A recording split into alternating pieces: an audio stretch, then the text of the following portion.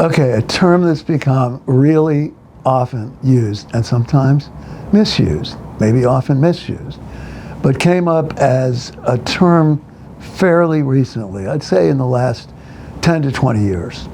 It's called gaslighting.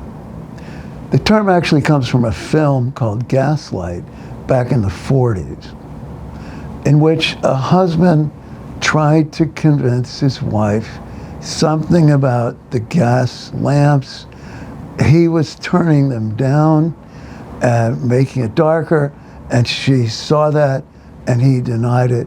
It was an attempt to manipulate her to the point where she doubted her own mind, her own observation.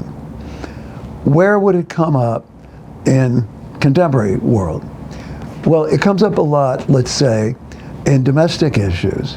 Husband, wife, ex-husband, wife, divorce, going to court, child parent, custody battles. That's where I experienced it personally. However, I didn't fully experience it because, unlike a lot of people, I wasn't fooled. I wasn't manipulated into disbelieving my own reality. So there's another term in which is relative called narrative warfare.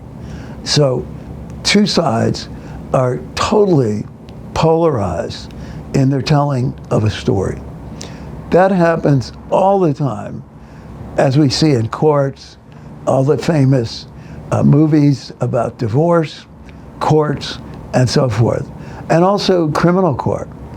So in the case of what is legitimately called gaslighting, somebody's manipulated, and maybe they're sort of, maybe an insecure person, maybe not, but maybe insecure, and maybe there's a big power differential between the person doing the gaslighting and the person experiencing it.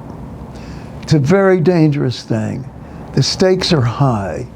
It's very, very evil, very sadistic, very intentional. We don't like people doing gaslighting, but we also don't like people throwing it around unfairly and accusing it of somebody when it's not happening. So be careful using the term, use it wisely, and also pay attention to somebody who might be trying to do that to you.